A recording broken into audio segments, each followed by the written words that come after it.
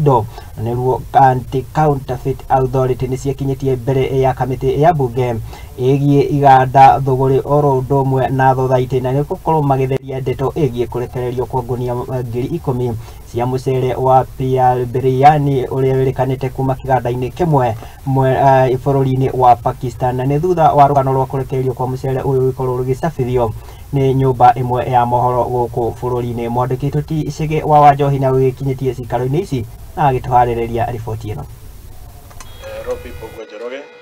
Do affirm that the evidence I shall give before this committee, the matters under its consideration shall be the truth, the whole truth, nothing but the truth.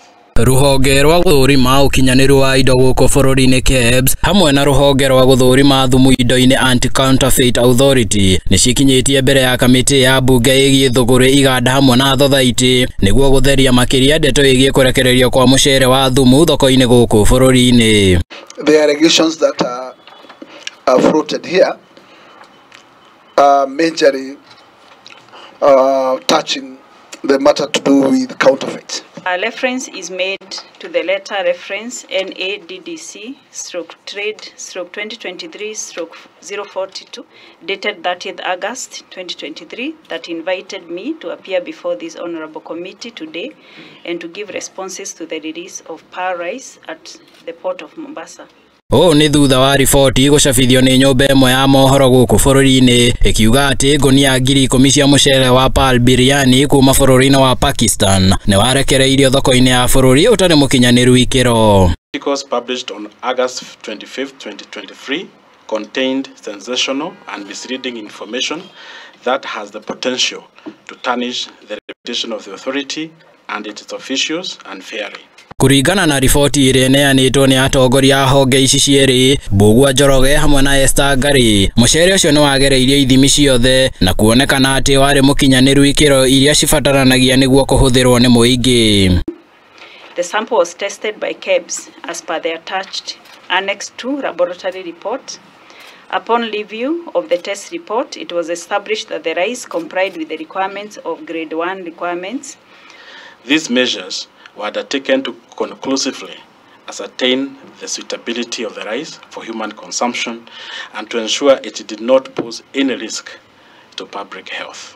Oho kiuria kia gitumi kia ruhonge rwa Counterfeit Authority kwaga gukorwo gikirutira wira gicukiro-ini kia meri gia KPA ni gitumurite nganja hari wagiriru wa Indo kuona ni mabatie guthurima indo iria ciraingira guku bururiini. Let me first seek one clarity. There was such a time that counterfeit were indicating that they are not part of the Mombasa port agencies that does that important job of counterfeit checking in Mombasa. Can it now be confirmed?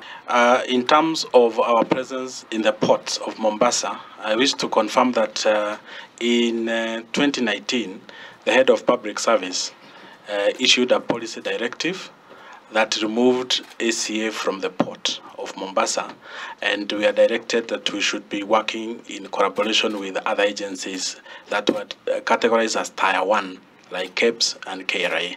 Riu ruhonge rwa Counterfeit Authority ni mereire Muingi kwaga nganja hari uhuthiri wa indo kuona ni mekiriire wira wao na gutire kindu gitari kiagiriru kingiingira thoko. Handu-ini ha Muingi TV, ritwa riakwa ni Shige wa Wanjohi. Ngatho Shige wa Wanjohi.